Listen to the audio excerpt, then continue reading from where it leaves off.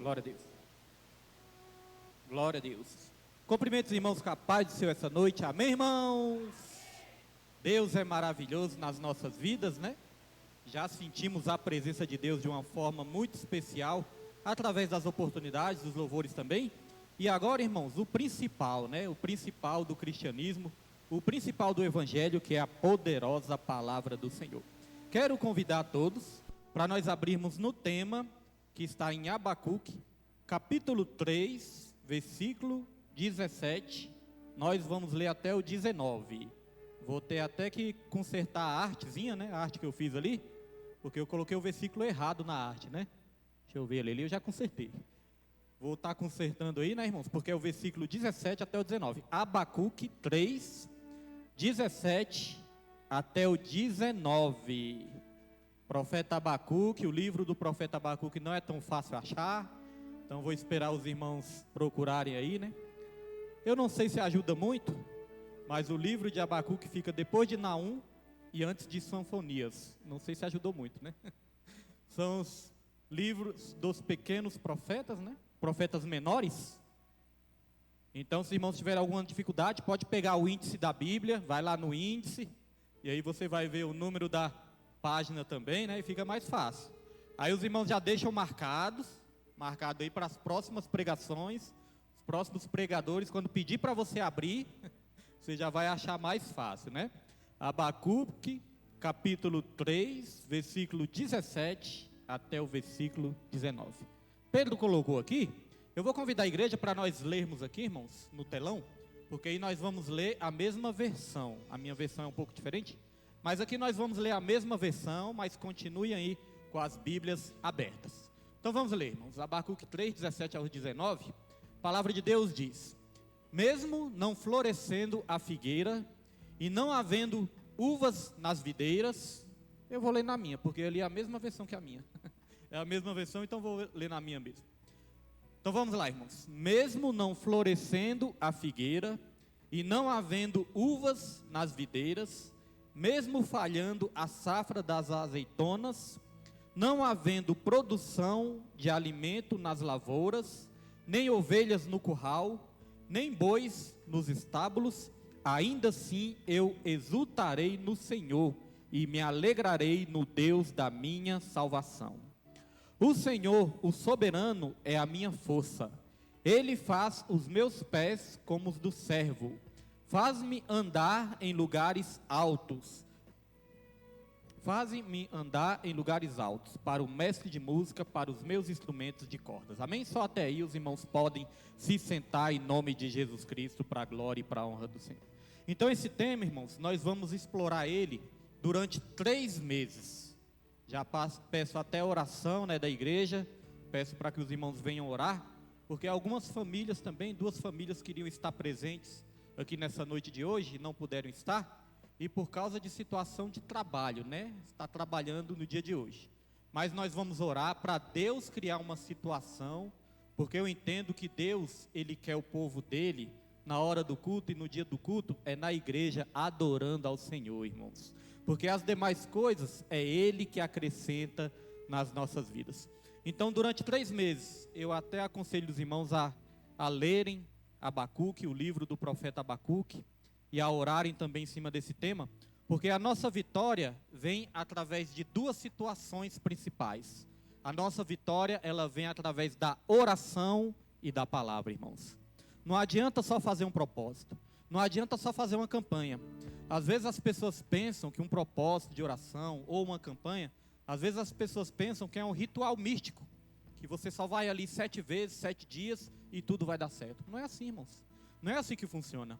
A nossa vitória, a nossa salvação, a nossa libertação, a sabedoria que Deus nos dá, vem através da palavra dele. E não somente aprender a palavra, mas aquilo que você aprender, você começar a colocar em prática na sua vida. Tem pessoas que fazem propósito até de 40 dias, 1 ano, mas se não colocar a palavra de Deus em prática, é em vão. A Bíblia fala que quem ouve essa palavra e não pratica, está edificando a sua casa na areia. Vai vir um vento, vai vir as chuvas, vai vir a tempestade, vai combater contra aquela casa, e aquela casa vai cair. Mas aqueles que ouvem a palavra e praticam, esses vão estar edificando a sua casa na rocha, irmãos. Vai vir os mesmos ventos, vai vir as mesmas tempestades, vão combater contra aquela casa, mas aquela casa não vai cair porque está edificada na rocha, e a rocha é Cristo. Como que Cristo se apresenta a todos nós? Se apresenta através da palavra. Então não adianta só a pessoa correr atrás de profecia, não adianta só a pessoa correr atrás de revelação, não adianta só a pessoa fazer ali um ritual de 7 dias ou 7 semanas. Nada disso adianta se a palavra não for o princípio que vai reger aquela vida. Irmãos, todos que provam do Senhor têm essa experiência. Todos que começam a ouvir a palavra e praticar a palavra, irmãos, todos contemplam a sua vida sendo mudada. Ah, pastor William, quer dizer que não vai ter mais lutas? Não, vai ter lutas sim. Só que você vai suportar todas elas. Você vai vencer todas elas. E mesmo que as coisas não aconteçam da maneira que você quer ou da maneira que você pensa, as coisas vão acontecer da maneira que Deus permite para nos dar a vitória lá no final. Então, essa carta, esse livro aqui do profeta Abacuque, ele nos traz alguns ensinamentos. E eu quero aqui explorar, irmãos, fazer um resumo de alguns ensinamentos que esse livro nos traz. Porque através do profeta Abacuque, nós vamos refletir sobre três fases do cristão, 3 fases do crente, 3 fases que nós podemos passar na nossa caminhada, 3 fases que todos nós vivemos. No contexto dessa passagem, no contexto desse tempo aqui que Abacuque estava vivendo, o povo ele estava sofrendo, o povo estava passando uma dificuldade muito grande. Quando Abacuque, irmãos, foi usado por Deus para profetizar essas coisas aqui, quando Abacuque foi usado por Deus para deixar este livro aqui para todos nós, essa história para todos nós, Abacuque estava vivendo num tempo difícil. O tempo não era fácil, o tempo não era de abundância, o tempo não era de alegria, o tempo era de guerra, o tempo era de tristeza, o tempo era de dificuldades. Quando Abacuque profetizou essa história, o povo estava ali prestes a serem levados cativos à Babilônia. Estava quase chegando o tempo do povo ir para o cativeiro de Babilônia. Deus ele já tinha profetizado através de outros profetas que o povo iria passar 70 anos cativo em Babilônia. Então foi esse tempo que surgiu o profeta Abacuque. E o profeta Abacuque ele pode ser chamado também de o profeta questionador. Ele também é chamado assim. Ele é chamado do profeta que questionou a Deus. Nem todos têm coragem de questionar a Deus, não é verdade?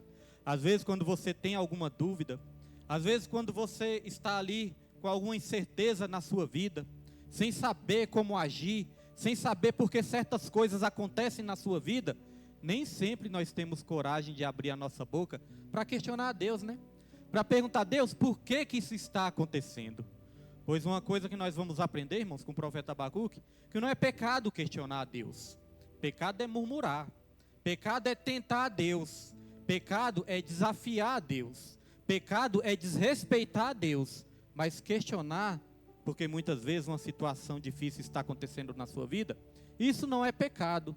Aliás, a Bíblia até ensina que nós temos que fazer as nossas súplicas serem conhecidas diante de Deus.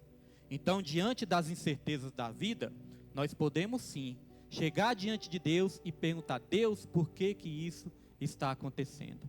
Então era um contexto de muita violência, era um contexto de muita corrupção, onde as famílias estavam sendo corrompidas, onde a igreja estava sendo corrompida também, o povo de Deus estava sendo corrompido, onde as lideranças religiosas e políticas daquela época, governamentais daquela época, também estavam sendo corrompidas.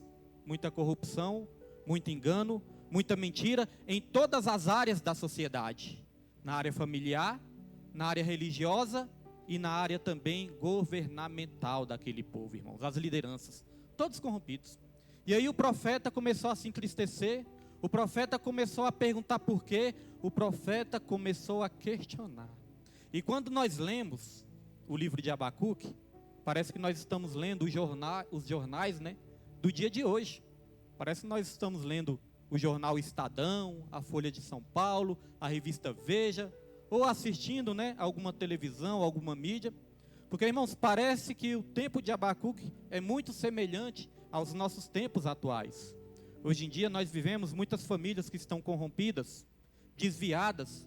Muitas famílias, irmãos, que estão vivendo no pecado, desviadas do propósito de Deus, do caminho do Senhor, desviados da vontade de Deus, irmãos, e até mesmo vivendo uma vida pecaminosa, fora da presença de Deus. Às vezes eu fico olhando para as criancinhas, às vezes eu fico olhando para os jovens, e eu vejo que algumas crianças e alguns jovens só não se firmam na presença de Deus, porque muitas vezes os pais não estão firmados. A Bíblia fala claramente: ensina a criança no caminho que ela deve andar, para que quando ela estiver velha, ela não se desvie deste caminho. Isso é forte. A Bíblia fala que isso é uma missão que todos nós temos. Ensina a criança no caminho. Não é ensinar o caminho. Tem muitos pais que pegam seus filhos e falam: menino, você tem que ir para a igreja. Menino, vai para a igreja. Menino, o caminho é aquele lá. Você tem que servir a Deus. Você tem que ir para a igreja. Procure uma igreja para você ir. Muitos pais até levam seus filhos. Outros pais até pedem para os pastores pegarem os seus filhos nas suas casas. Mas quando você vai ver, os pais mesmo não servem ao Senhor. Então essa criança vai ter mais dificuldade para servir ao Senhor. Graças a Deus, Deus ainda tem levantado uma nova geração de crianças, de jovens. Graças a Deus tem muitas crianças que ainda estão buscando ao Senhor, mesmo os pais não estão buscando. Mas, irmãos, nem todas são assim. Nem todas têm essa estrutura. Tem crianças que até querem estar aqui. Tem crianças que até querem estar servindo ao Senhor, frequentando uma igreja. Mas como os pais não estão, essa criança não tem força, essa criança desanima, essa criança não vai. Então esse princípio de ensinar a criança no caminho que se deve andar é diferente de ensinar o caminho. Ensinar no caminho é você caminhar juntos. É você falar: meu filho, minha filha, meus filhos, vamos juntos que eu vou ensinar o caminho certo no qual você deve andar. E aí você vai andar com ele. Certa vez eu ia trabalhar e nesse dia o meu filho foi comigo, né, o Pedro Henrique, foi comigo. Aí eu falei: Pedro, antes de ir trabalhar, vamos passar ali no monte. E nós passamos ali no monte, né? Começamos a dar umas voltas. Eu falei: Deus, hoje o meu filho vai saber como que é, né? Dar uma volta nos montes, orar no monte, né? Apesar que ele já foi várias vezes. E aí quando eu estava dando umas voltas lá no monte lá, irmãos, Deus me tocou nessa palavra. Deus, ele falou comigo: é isso que é ensinar a criança no caminho que se deve andar. É ir junto, é caminhar juntos, é ajudar, irmãos. Porque quando ele se enfraquecer, você vai fortalecer. Quando você se enfraquecer, os seus filhos vão te fortalecer também, te dando alegria. Então veja, irmãos, naquele tempo as famílias estavam corrompidas. Hoje em dia não é diferente. Infelizmente muitas famílias também estão corrompidas por este mundo, por esse sistema mundano, por esse sistema pecaminoso, pelas ideologias deste mundo, pelos costumes deste mundo. E a Bíblia fala: não vos amoldeis a este mundo. Então o profeta olhou para as famílias e o profeta se entristeceu. Aí o profeta olhou para o povo de Deus, ou seja, o profeta olhou para a igreja. Quando o profeta olhou para o povo de Deus também, o povo de Deus estava no pecado, o povo de Deus estava desviado, o povo de Deus estava se tornando idólatra, o povo de Deus também estava desviado dos caminhos do Senhor. E o profeta continuou se entristecendo.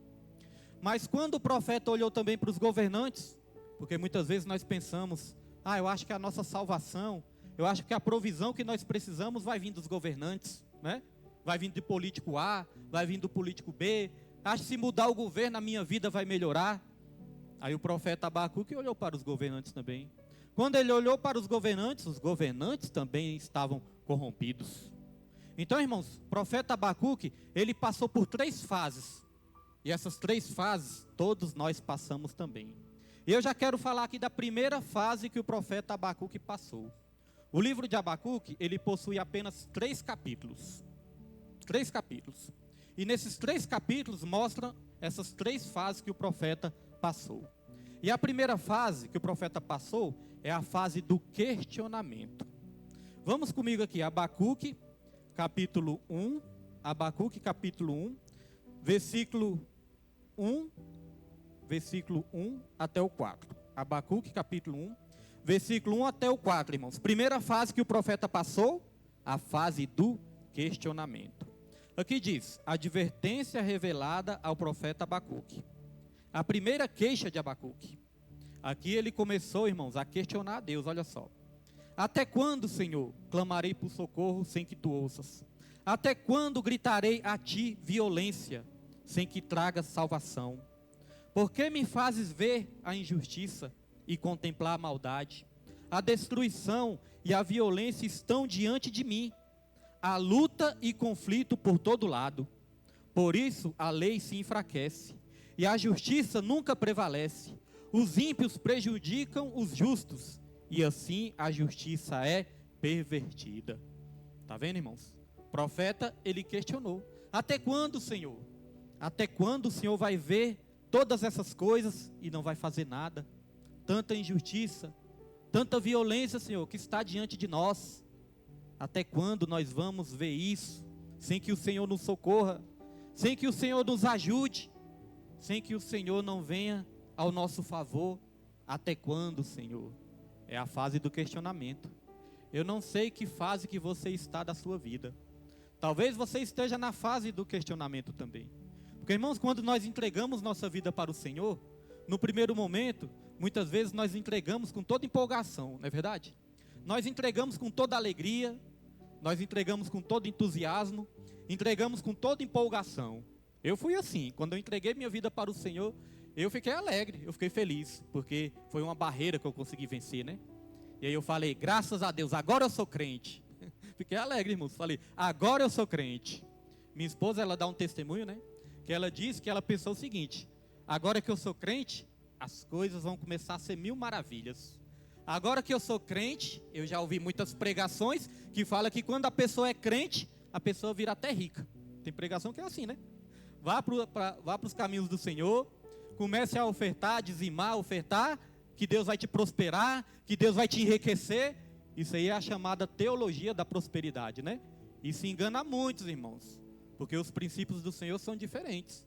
Deus, ele fala assim, que ele nos ajuda, ele vai prover, ele nos abençoa, sim. Mas, irmãos, quando as pessoas ouvem essa pregação e começam a servir a Deus, dizimar e ofertar, só com o interesse de receber 10 vezes mais, 100 vezes mais, aí sabe por que isso não dá certo? Porque Deus, ele olha para a motivação dos nossos corações. Por que você está me servindo? Por que você está ofertando? Por que você está trabalhando na obra do Senhor? Por que que você está fazendo a obra? É porque você me ama ou é porque você quer algo em troca? Aí muitos caem nessa armadilha. Aí minha esposa dá esse testemunho, ela pensava, agora que nós estamos servindo a Deus, agora nós vamos ser ricos. Ela dá esse testemunho. Aí, irmãos, a gente entrega a vida para Deus e entrega com aquele entusiasmo de começo, né? O primeiro amor. Aí as provações começam a vir sobre as nossas vidas. Aí as coisas começam a apertar, começam a vir as aflições, começam a vir as provações. Aí nós perguntamos, Senhor, não sabia que seria assim. Até quando, Senhor? Até quando eu vou passar essa dificuldade? Aí a gente pensa que o crente é o super-homem. Nós pensamos que o crente é a Mulher Maravilha. Super-homem e Mulher Maravilha só tem no gibi e no desenho animado, né? Nós pensamos que o crente é imbatível. Aí de uma hora para outra vem uma enfermidade. Aí você se questiona, Senhor, por que essa enfermidade? Eu não estou servindo ao Senhor? Eu não oro, eu não consagro, eu não jejuo? Por que que essa enfermidade veio sobre a minha vida? E aí quando você olha também como está o mundo, Senhor, por que tanta violência? Por que tanta corrupção? Por que que os governantes enganam tanto o povo? Por que que os governantes são tão corruptos? Por que que a justiça, Senhor, muitas vezes parece estar distorcida? Por que tanta injustiça? E aí vem o questionamento também que muitos crentes fazem. Senhor, por que que muitas vezes parece que o ímpio está se dando bem e eu só estou passando provação? Por que que parece que o ímpio está prosperando e minha vida muitas vezes, Senhor, parece que eu só vivo no aperto? É o questionamento que o profeta também fez. O profeta falou, Senhor, parece que o ímpio prospera, parece que o ímpio se dá bem, parece que o ímpio está conseguindo a vitória e o povo de Deus está aí passando tanta dificuldade. Por que, Senhor? E até quando, Senhor? Então, irmãos, eu quero te dizer que esses são questionamentos legítimos, porque o profeta Abacuque é um homem de Deus, O homem chamado por Deus e levantado por Deus. Ele também teve essas dúvidas, irmãos.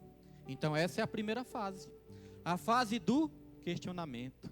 Senhor, por que eu estou te servindo? Por que eu estou fazendo a sua obra? E o meu familiar, aquele meu parente que eu quero que esteja na sua presença, não se converte, não está na sua presença? Por que minha esposa não está na sua presença? Por que meu marido não está na sua presença? Por que meu filho, meu tio, meu sobrinho, meu primo, não importa o grau de parentesco, mas você se pergunta, Senhor, por que eles não estão na sua presença? É a fase do questionamento. Todos nós questionamos algo. Eu comecei a servir a Deus, irmãos, e eu tive essa impressão também, que todas as portas iam se abrir sobre a minha vida, mas chegou um momento na minha vida também que eu comecei a passar provações, que eu comecei a passar aflições.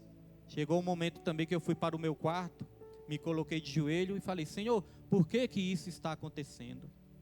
Pessoas da minha família, eu cheguei até a perder parentes. Eu creio que a dor maior que existe, né, quando você perde um ente querido. Comecei a perder familiares depois que eu me converti ao Senhor. Eu falei, por que, Senhor? Estou na sua presença, por que isso teve que acontecer? Irmãos, um testemunho aqui que poucas vezes eu dei ele na igreja e poucas vezes eu dou esse testemunho. Eu tinha uma prima e eu amava essa prima muito. Essa minha prima, ela tinha 15 anos de idade, irmãos, uma adolescente, 15 anos de idade. E aí, eu era muito apegado na mãe dela, era muito apegado nela, era muito apegado, né, nos meus primos ali de segundo grau. E aí essa minha prima, certa vez, nós fomos passear. Eu fui passear com ela, com a mãe dela. Nós fomos para aquele local que se chama Serra da Mesa. Nós fomos para a Serra da Mesa. E ali aquela alegria, todo mundo se divertindo, todo mundo alegre. Aí teve um dia que eu me lembro como se fosse hoje. Teve um dia que a minha prima estava me mostrando, falando, William, olha só, primo, olha só a feridinha que nasceu na perna da Júlia, o nome dela era Júlia também, né? Olha só a feridinha que nasceu na perna da Júlia. Irmãos, uma feridinha desse tamanhozinho assim, ó. Uma feridinha do nada. Eu olhei assim, falei, é mesmo, né, prima? Pois é, e essa feridinha não quer melhorar, essa feridinha não cura. E eu olhei, eu achei até que era besteira, bobagem, né? Uma coisinha assim, eu achei que era bobagem. Irmãos, passou o tempo aí, né? E ela foi fazer os exames dela. Quando fez os exames, tudo, foi constatado que ela estava com câncer, irmãos. Essa feridinha foi evoluindo, virou um câncer. E aí começou a se alastrar por dentro, né? Por todos os órgãos, porque câncer maligno é desse jeito, né? Alastra por todos os órgãos. Essa minha prima tinha 15 anos e já descobriu essa doença terrível, né? E quando ela descobriu essa doença terrível, teve algo que Deus usou ela para me ensinar. Irmãos, ela descobriu essa doença, ela sofreu muito, chegou um momento que ela teve que amputar a sua perna, mas irmãos, todas as vezes que eu olhava para ela, ela estava sorrindo, ela estava alegre, ela não falava do problema dela, ela não falava, irmãos, a mãe dela é que me contava. Eu ia visitar a mãe dela para saber como ela estava, mandava mensagem, ligava, e a mãe dela falava, olha William, o negócio é sério, o médico falou que é sério e tudo, eu não gosto nem muito de falar perto dela, mas ela sabe, ela me pergunta, ela fala, pode falar, mãe. Eu achava ela muito forte, irmãos, ela era muito forte. E eu não vi ela reclamando, eu não vi ela murmurando, não vi ela nem falando da situação dela. E aí isso foi me ensinando bastante, porque quantas vezes nós estamos bem de saúde, né? Nós estamos, irmãos, bem fisicamente, e muitas vezes reclamamos por muito pouco. Às vezes a pessoa tem tudo ali para vencer na vida, para lutar, para batalhar, e às vezes está reclamando por muito pouco. Essa minha prima, eu não vi ela reclamar. Aí certa vez, eu lembro que a última vez que eu fui visitar ela, eu fui lá em Braslândia. Ela estava morando em Braslândia. E eu fui visitar ela lá, eu fui trabalhar, aliás, eu fui trabalhar lá em Braslândia. Aí eu falei, rapaz, já que eu vou trabalhar lá em Braslândia, eu vou aproveitar para visitar minha prima. E aí liguei para a mãe dela e falei, ó, tô indo aí visitar vocês. Avisei antes, né? Aí minha prima falou, William, a Júlia está aqui toda alegre, ela falou que vai fazer um almoço para você. Eu pensando, meu Deus do céu, a menina está doente, como é que vai fazer um almoço para mim? Irmãos, cheguei lá, ela já estava com a perna amputada já. Cheguei lá e ela fez um prato que eu também não esqueço mais nunca, ela fez um macarrão. Irmãos, pense no macarrão delicioso.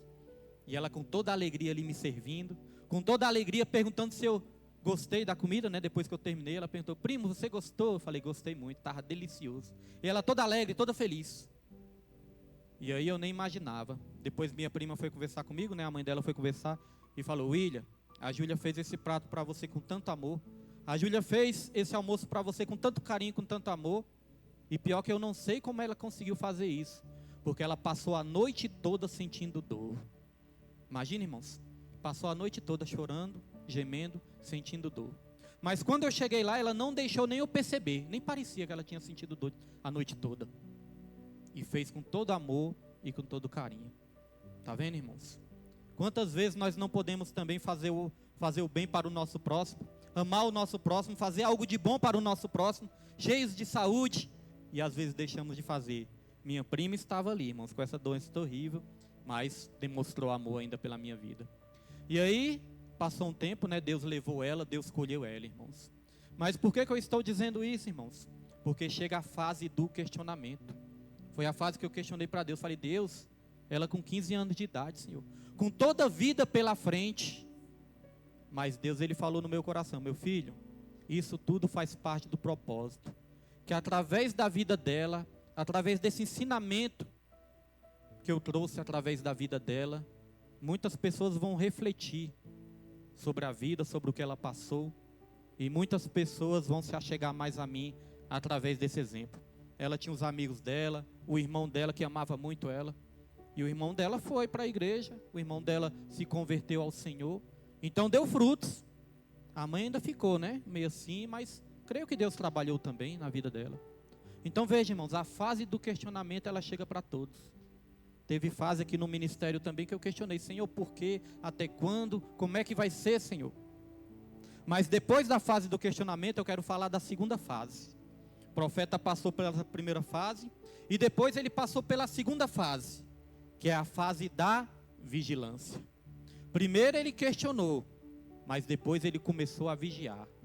Porque se a gente questionar demais, irmãos, dúvidas vão surgir na nossa mente, incertezas vão surgir na nossa mente, e nós corremos o risco de perder a fé e cair na apostasia. Apostasia é o abandono da fé. Então nós podemos questionar, mas nós não podemos passar a vida toda questionando. Uma coisa é você questionar no seu momento de oração, questionar numa fase da sua vida, mas passar a vida toda questionando, aí isso já vira pecado, porque aonde não há fé, há pecado. Já percebeu que tem pessoas que passam a vida toda questionando? Tem pessoas que é a vida toda, por que isso, por que aquilo, minha vida não presta, por que minha vida é assim? Tem pessoas que chegam até o cúmulo de falar uma frase terrível, de dizer o seguinte, por que Deus não me leva logo? Por que minha vida é tão terrível que Deus não me mata logo? Tem pessoas que falam assim, irmãos, por que Deus me deixa sofrer tanto? Então você pode questionar, você só não pode viver questionando. Depois do questionamento, nós temos que passar para a segunda fase, que é a fase da vigilância. Olha só, Abacuque, capítulo 2, versículo 1. Veja que no primeiro capítulo veio a fase do questionamento. No segundo capítulo vai vir a fase da vigilância. Aqui diz, Abacuque capítulo 2. Ficarei no meu posto de sentinela, ou no meu posto de vigia, né? E tomarei posição sobre a muralha. Aguardarei para ver o que o Senhor me dirá e que resposta terei à minha queixa. Olha, irmãos, depois que questionou, o que você tem que fazer? Você tem que ir para a torre de vigilância. O que é a torre de vigilância, irmãos? É o lugar de oração. Aqui fala, ó, e tomarei posição. Muitas vezes Deus está esperando a gente tomar uma posição. Não adianta só questionar. Podemos questionar, mas temos que tomar a posição que Deus quer. Deus tem cobrado muito, irmãos, de pessoas que têm chamado na igreja.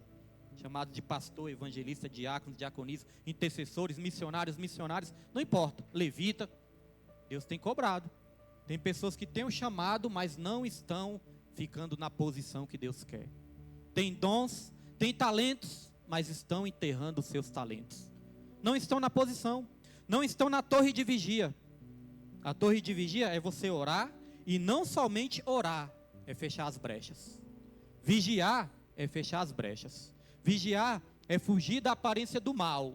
Vigiar, irmãos, é lutar contra o pecado e buscar uma vida de santidade. Ser santo não é ser perfeito. Ser santo não é aquela santidade de aparência que você quer mostrar para os outros que você é isso e aquilo, não. Ser santo é ser uma pessoa humilde, uma pessoa que foge da aparência do mal, uma pessoa que busca com todas as forças agradar a Deus. Uma pessoa que diz não ao diabo e diz sim para Deus. É uma pessoa que diz não ao pecado e diz sim para a santidade, para a pureza. Irmãos, é vigiar, é ter temor a Deus. Irmãos, porque uma coisa é nós mantermos uma aparência na frente das pessoas. Outra coisa é nós mantermos a aparência, né? Mantermos a santidade diante do nosso Senhor quando nós estamos no nosso secreto, quando ninguém está vendo. Porque o caráter cristão é isso. Caráter é aquilo que você faz quando ninguém está vendo. É isso que mostra como é o nosso caráter, irmãos. Então, diante do homem, nós podemos até parecer, mas diante de Deus nós temos que ser, irmãos. Então temos que ir para a torre de vigilância, oração. Toda terça e quinta tem torre de vigilância aqui na igreja. Toda terça e quinta, a consagração. E olha só, irmãos, a oração como é forte, né? A gente estava organizando o aniversário da igreja nesse mês. Mês passado, né? Mês passado estava organizando o aniversário da igreja, que foi comemorado esse mês. E aí eu já tinha falado para Deus, ó Deus, todo aniversário o gasto é muito, né? A igreja não tem muitos membros, não tem muitos ajudadores e o gasto é muito. Mas eu confio, Deus, eu creio que o Senhor vai nos dar uma festa abençoada para glorificar o seu nome. Eu creio que o Senhor vai dar a provisão. E aí, irmãos, Deus, ele usou pessoas que receberam causa na justiça. Deus, ele usou uma tia minha. Senhor, a gente não sai pedindo para as pessoas, irmãos. A gente ora para Deus, a gente pede para Deus e Deus levanta as pessoas. Quando a gente pede para os irmãos aqui alguma ajuda, né? Porque nós somos um corpo, alguma ajuda. Agora a gente não sai pedindo, forçando ninguém a nada. A ajuda que os irmãos dão é tudo de coração para Deus. Então, irmãos, eu tenho essa dificuldade, né, de ficar pedindo, mas orar para Deus a gente ora. Eu falei, Deus, eu creio que o Senhor vai dar provisão. Então, Deus levantou pessoas da minha família, né? Deus levantou essa tia de surpresa. William, qual é o Pix da igreja? Eu quero dar uma oferta na igreja. Amém. Eu pensei, acho que a oferta deve ser ali uns R$50. Eu pensei, né, irmãos? Irmãos, quando ela mandou o Pix, eu pensei, rapaz, eu vou perguntar se ela não errou. Irmãos, eu mandei a mensagem. Eu falei, vem cá, você não errou não? O valor aí não? Ela, não, William, é benção. Eu falei, graças a Deus. Deus é fiel. Ela nem congrega aqui, mas Deus levantou ela. Aí chegou certo dia, nós tínhamos chegado aqui na igreja também. Aí chegou uma senhora aqui e começou a conversar com minha esposa. Aí essa senhora perguntou, né, qual era o Pix da igreja.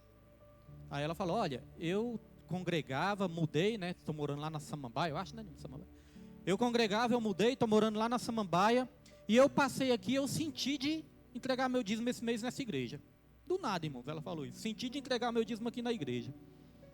Aí ela falou, olha, de manhã eu já tinha passado aqui, de manhã eu passei e vi a igreja aberta, isso foi na quinta-feira. De manhã eu passei e vi a igreja aberta, e agora eu passei e vi a igreja aberta de novo e senti de entregar meu dízimo aqui. E de manhã, por que ela tinha visto a igreja aberta? Porque de manhã as mulheres estavam aqui orando. Ela passou e viu. E Deus já tocou no coração dela, porque nós estávamos orando. Deus mande providência para a festa. Então veja, irmãos, a oração do justo pode muito em seus efeitos. Então essa é a torre de vigia, irmãos. Mas temos que nos colocar também na posição que Deus quer. Por quê? Porque aqui na parte B do versículo, diz assim, ó, aguardarei para ver o que o Senhor me dirá, e que resposta terei à minha queixa. Então quando você se coloca na posição de vigia, você tem que aguardar. Aguardar para saber o que Deus vai te dizer.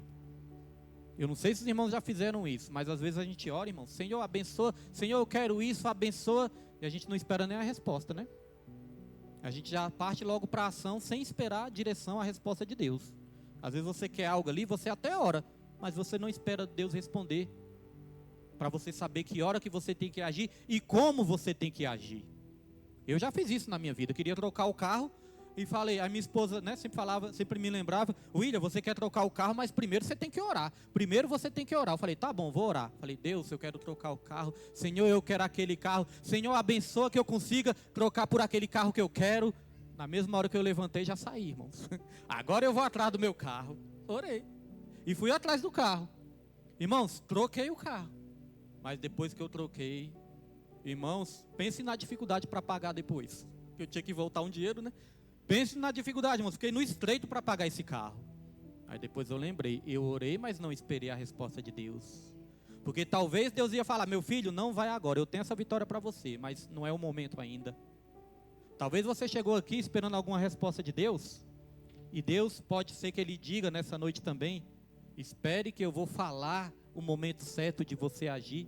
Espere que não é a hora ainda, mas eu lhe mostrarei a hora. Porque Deus, Ele falou com o profeta. Quando o profeta começou a questionar, irmãos, nem sempre o que Deus nos fala inicialmente, nem sempre vai agradar o nosso coração, não. Quantas vezes nós somos exortados com uma palavra, com uma pregação, e às vezes nós nem gostamos. Igual o exemplo que a missionária Raimunda estava dando, né? Ela disse que ouviu eu ensinando isso, e ela achou interessante. Que às vezes nós abrimos a Bíblia, né? Às vezes nós falamos, Deus, eu preciso de uma palavra, fala comigo. Aí você abre e cai naquela palavra lá, conserte a sua casa, senão certamente você morrerá. Você, opa, peraí, acho que Deus errou, acho que não, acho que não é aqui não, acho que essa não é para mim não, acho que essa é para minha irmã ali, que ela que está precisando. Aí você abre em outro lugar, né? Até cair numa palavra de bênção. Então, irmãos, preste atenção numa coisa, nem sempre a resposta de Deus vai ser uma resposta agradável não. Sabia disso? O profeta perguntou, Deus, o povo está desviado, o povo está corrompido. Senhor, até quando esse povo vai continuar corrompido, Senhor? E o Senhor não vai agir? Sabe qual foi a resposta de Deus para o profeta? Deus, ele falou assim, ó, eu vou levantar uma nação inimiga para aprisionar esse povo. Eu vou levantar uma nação inimiga, os caldeus, para aprisionar, para maltratar esse povo, para castigar esse povo. Irmãos, os caldeus eram uma nação terrível. Os caldeus eram um exército fortíssimo, poderosíssimo, e eles eram maus. Eles matavam, eles torturavam, eles sequestravam. E aí Deus falou que ia levantar esse exército inimigo para tratar com o povo dele. Aí o profeta pensou, meu Deus do céu, o povo já está aqui sofrendo, corrompido, desviado, e Deus ainda vai levantar outra nação para tratar com o povo? Olha só, irmãos, às vezes nós estamos na prova, e nós pedimos uma ajuda para Deus, aí sabe o que Deus faz? Deus manda um atribulado para atribular mais a nossa vida ainda, irmãos. Deus manda um atribulado ainda para nos fazer raiva muitas vezes. Acontece, irmãos. Aí você fica assim pensando, meu Deus do céu, isso é um enviado do Satanás, se for o Satanás que enviou, muitas vezes pode ser Deus para nos tratar. Não é para nos matar, mas é para nos tratar, irmãos. Tratar algo dentro da gente. Deus, ele levantou uma nação inimiga para castigar o próprio povo de Deus. E Deus levantou os babilônios, os caldeus.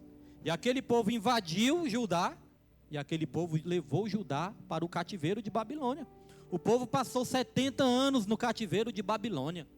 Está vendo que muitas vezes Deus levanta até o inimigo para tratar algo dentro de nós? Então, irmãos, nós temos que aprender isso e aprender a superar tudo. Até quando se levanta pessoas atribuladas para atribular a nossa vida, nós temos que entender, Deus tem um propósito nisso, Ele vai me ensinar algo.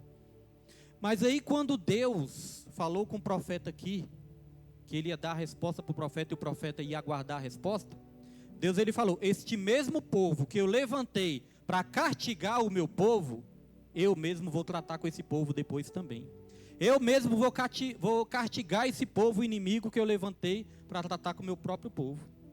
Então muitas vezes, irmãos, inimigos se levantam contra as nossas vidas, mas depois o próprio Deus vai cuidar desses inimigos também, irmãos.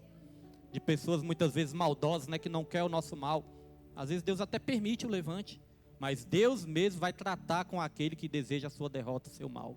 Por isso nós não devemos desejar mal a ninguém, porque Deus, Ele é justo e Ele faz justiça na medida certa. É só orar, é só confiar, é só se colocar na torre de vigilância, se colocar na posição que Deus quer e aguardar a resposta de Deus. Talvez você tenha recebido afronta na sua vida essa semana, esse mês, eu não sei, esse ano. Talvez você tenha recebido afronta e você ficou sem entender. Saiba que Deus às vezes trabalha assim também, irmãos, para nos dar a vitória.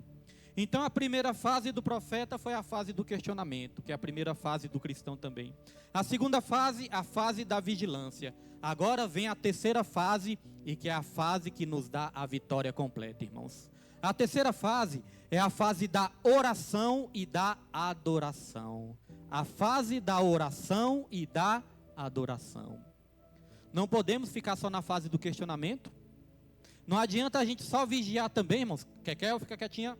Não adianta só a gente vigiar também, irmãos, sem orar e sem adorar. Vai chegar a fase da oração e a fase da adoração também. Olha só, Abacuque capítulo 3, olha o que diz aqui.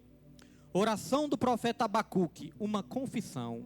Senhor, ouvi falar da tua fama. Tremo diante dos teus olhos, Senhor. Realiza de novo em nossa época as mesmas obras. Faze-as conhecidas em nosso tempo. Em tua ira, lembra-te da tua misericórdia. Olha, irmãos, a fase da oração, quando nós chegamos nessa fase, é a fase que os questionamentos nós já deixamos para trás. É a fase onde nós já estamos vigiando, só que a palavra de Deus fala, vigiai e orai. Tão importante quanto orar é vigiar também. Tão importante quanto vigiar é orar. Vigilância e oração têm que andar juntos. E aí é a hora que nós temos que falar para Deus, Deus, até quando, Senhor? Deus, me socorre. Deus, derrame sobre mim. Lembra-te de mim e derrame sobre mim a tua misericórdia. Aí é clamar pela misericórdia de Deus. Essa é a fase da oração. Aí vem a fase da adoração também. A fase da adoração é o nosso tema aqui deste mês. Que diz assim, ó. Mesmo não florescendo a figueira e não havendo uvas na videira, mesmo falhando a safra das azeitonas, não havendo produção de alimento nas lavouras, nem ovelhas no curral, nem bois nos estábulos, ainda assim eu exultarei no Senhor e me alegrarei no Deus da minha salvação. O profeta ainda não tinha conseguido a sua vitória aqui ainda não. Ele ainda não estava vendo nada. Mas ele falou, ainda que a figueira não floresça, ainda que não haja fruto na vide, ainda que o produto da oliveira minta, né? Ainda que não haja gados nos currais, ainda assim eu me alegrarei no Deus da minha salvação. E aí outro ensinamento, ele não achou motivos para se alegrar na situação, ele achou motivos para se alegrar na salvação, no Deus da sua salvação. Sabe como isso é chamado na Bíblia? Isso é chamado alegria da salvação. Olha só o rei Davi. O rei Davi, ele tinha de tudo, do bom e do melhor. O rei Davi era milionário, bilionário. Tinha de tudo, exército poderoso. Tinha ali soldados, tinha muitas pessoas cercando. Vivia num palácio. E ele adorava a Deus. Ele era um adorador. Ele era um homem segundo o coração de Deus. Mas chegou um momento que ele errou. Chegou um momento que ele pecou. E quando ele pecou, ele começou a sofrer consequências ruins. Começou até a morrer os filhos dele, né, alguns familiares dele, começou a morrer. Ele começou a sentir ali angústia, tristeza, frustração, perdas. Mas irmãos, nada disso abalou ele como a tristeza de saber que o Espírito Santo poderia deixar ele. Aí o salmista Davi, ele falou, Senhor, só não afaste de mim o teu Espírito, só não retires de mim o teu Espírito, Senhor, e torna-te a me dar a alegria da salvação. Veja que ele estava perdendo tudo, ele estava perdendo a confiança dos soldados, perdendo até filhos, corria o risco de perder todas as riquezas dele, mas nada disso preocupou ele, ele ficou preocupado de perder a alegria da salvação. Então ali, ele começou a entender que o que realmente alegrava ele, não era o palácio, não eram as riquezas, não eram os soldados, não eram as guerras, não eram as vitórias. Aquilo que realmente alegrava ele, era a alegria da salvação, irmãos. Muitas vezes você não vai ter motivo para se alegrar na situação, mas nós temos que aprender a nos alegrar na salvação que vem do nosso Deus. Essa é a verdadeira alegria. Porque dinheiro hoje você tem, amanhã você não tem mais. Saúde hoje você tem, mas amanhã você pode ficar doente. Pessoas ao seu redor, hoje você pode ter, mas amanhã todos podem te abandonar. Então são alegrias momentâneas. A alegria da salvação é uma alegria eterna, irmãos. Porque nós vamos entender que um bom lugar já está reservado para todos nós. O crente, ele tem que aprender a se alegrar na salvação. Ele tem que aprender, irmão, se fortalecer na alegria da salvação. Porque eu vejo muitos crentes, muitas vezes tristes, quando nós vamos conversar com as pessoas falam, pastor, estou triste porque um relacionamento que eu tinha foi quebrado, um marido me abandonou, ou uma esposa me abandonou, o meu filho está me dando trabalho, eu estou passando por um momento de escassez, estou passando uma dificuldade financeira, e o crente fica tão triste, tão abatido, que não tem força mais para nada. Por quê? Ele está procurando a sua alegria na situação. E a situação, irmãos, nem sempre vai estar da maneira que nós queremos. Mas o salmista Davi, ele falou: Senhor, torna-te a me dar a alegria da tua salvação. E aí Deus perdoou ele. Ele voltou a ter a alegria da salvação, irmãos. Depois que Davi foi perdoado e retomou essa alegria da salvação, irmãos, nós vemos na Bíblia que Davi não parou mais. Ele ficou até o fim servindo a Deus. Até a sua velhice, ele continuou servindo a Deus. Tem muitas pessoas que não conseguem se alegrar na situação. É por isso que param. Por isso que não serve mais a Deus. Às vezes não faz mais a obra. Às vezes não vai mais para a igreja porque se entristeceu com a situação. Mas o crente que está firmado na salvação, irmãos, ele vai até o fim. Porque ele sabe que a vitória dele não está nessa terra. A vitória dele está na glória. Nessa terra nós vamos ter vitória, mas vamos ter derrota também, irmãos. Então este é o segredo do profeta Abacuque. O profeta Abacuque ainda não estava vendo nada, mas ele já estava confiando, irmãos, na promessa de Deus. Que Deus falou: eu levantei esse povo para castigar o povo de Deus. Mas eu mesmo vou tratar com esse povo e eu vou trazer de volta o meu povo do cativeiro. Eu vou libertar o meu povo. E o profeta ficou aguardando. Então, irmão, sabe de uma coisa? Nós como cristãos, nós vamos viver todas as fases. Todas essas fases nós vamos viver. Nós vamos viver a fase do questionamento. Nós vamos viver a fase da vigilância. A fase da oração e da adoração. E é essa fase que vai nos dar vitória. Temos que orar e adorar independente da situação. Fazer igual o profeta, irmãos. E depois que nós passarmos todas essas fases, aí vai vir a fase do consolo e a fase da confiança. Por que Deus permite a gente passar todas essas fases? Para depois nos consolar e colocar dentro do nosso coração uma confiança inabalável. Olha só o versículo 19. Versículo 19 diz assim, ó: o Senhor, o soberano, é a minha força. Ele faz os meus pés como os do servo. Faz-me andar em lugares altos. Olha só, irmão, aí termina aqui, né? Faz-me andar em lugares altos. Olha o que o profeta falou. O Senhor soberano, Ele é a minha força. Ele faz os meus pés como o do servo. O servo era um animal que tinha ali naquela época, né? Um animal muito forte. Ele estava falando: o Senhor faz eu caminhar com força. E aqui no finalzinho, ele diz, né? Faz-me andar em lugares altos. Veja que mudou. O profeta do primeiro capítulo estava só questionando: Senhor, por quê, por quê, por quê? Por que isso, por que aquilo? Por quê, Senhor, por quê? Até quando, Senhor? Esse é o profeta do primeiro capítulo. Mas o profeta vigiou. O profeta se colocou na posição que Deus queria. O profeta aguardou a resposta de Deus. O profeta confiou na resposta de Deus. O profeta orou. O profeta adorou. E o profeta que nós vemos aqui no capítulo 3, no finalzinho, é o profeta que está dizendo: eu sei que o Senhor é a minha força e Ele vai me colocar em lugares altos. Irmãos, colocar em lugares altos, muitas vezes nós pensamos: vai me dar fama, dinheiro, sucesso, eu vou ser bem sucedido. Amém, se Deus tiver isso para as nossas vidas, nós vamos ser também nessa terra, né? Mas eu entendo que quando a Bíblia fala que Deus nos coloca em lugares altos, são lugares, irmãos, que nenhum mal pode nos alcançar. Nenhum mal. Não sei se os irmãos já pesquisaram a história da águia, porque a Bíblia fala que Deus, Ele nos faz voar como águia. Faz a gente voar alto como águias. O que significa isso? A águia, irmãos, quando ela está voando, muitas vezes vem uma tempestade. E quando vem a tempestade, né? A águia corre o risco ali de molhar todas as suas penas, não conseguir mais voar. Mas quando vem uma tempestade, sabe o que a águia faz? A águia voa mais alto que a tempestade. A águia voa mais alto que as nuvens carregadas de chuva. Então está tendo a tempestade lá embaixo e a águia só voando lá pelo alto. Ó, irmão, segura. É isso que Deus vai fazer na minha e na sua vida, irmãos. O mundo vai estar pegando fogo, mas nós vamos estar voando alto, irmãos. É isso que Deus tem para as nossas vidas.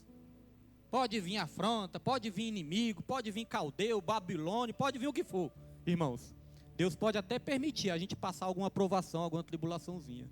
Mas no final Ele vai nos colocar no lugar seguro, irmãos. O profeta Abacuque, ele queria o bem do povo. ele queria o bem dos seus familiares. E Deus, ele prometeu, eu vou tratar o meu povo, mas também eu vou dar vitória para o meu povo, vou tirar eles do cativeiro. E o profeta intercedeu. E Deus, ele cumpriu, irmãos. Deus tratou o povo, Deus castigou o povo, Deus levou o povo para o cativeiro, mas depois Deus trouxe o povo de volta do cativeiro, irmãos. Quero dizer sobre a nossa família, hoje é o culto da família. Sobre a nossa família, irmãos, muitos vão ter que passar também provações, como nós passamos, mas muitos vão passar também por provações, por momentos difíceis, por situações ruins, mas faça como o profeta Abacuque. Fique na posição que Deus quer. Ore, vigie, adore, que Deus, ele vai alcançar os nossos familiares também, a nossa parentela, irmãos. Então eu sempre digo, quando nós oramos para Deus e Deus nos dá um propósito, eu procuro ensinar isso para a igreja, irmãos, o propósito você tem que focar. Foca no propósito, no que o propósito está ensinando e no que o propósito está querendo que a gente faça. O que Deus quer que a gente faça através dos ensinamentos que tem no propósito. Às vezes as igrejas entendem errado, irmãos. Tem igreja que entende assim: eu vou fazer a campanha da chave do carro. Faça a campanha da chave do carro, vem 7 dias, dê o seu voto aqui e tudo vai acontecer como no passe de mágica. Não é assim, irmãos. A nossa vitória vem através do ensino da palavra. Por isso que esse pastor aqui é meio chato, né? O pastor está sempre incentivando os irmãos a ouvirem as pregações, a lerem a Bíblia. O pastor está sempre incentivando os irmãos a estar ali no estudo bíblico, nas lives do estudo bíblico. Às vezes os irmãos pensam, pastor chato, é porque o pastor quer ali, quer que os irmãos estejam ali. Não, irmãos, porque eu sei que a nossa vitória vem através do ensino e da prática da palavra de Deus. Então nós fazemos propósitos, nós fazemos campanhas, minha esposa vai levantar a campanha na consagração também, nós fazemos e nós cremos. Mas a vitória vem através da prática daquilo que nós aprendemos nos propósitos e nas campanhas, irmãos. É isso que vai nos dar a vitória e é isso que eu quero profetizar sobre a sua vida nessa noite, que você receba a vitória da parte do Senhor. E eu já quero convidar a igreja para se colocar de pé nessa noite, irmãos. Foi até aqui, nós vamos estar convidando pregadores de fora também, né?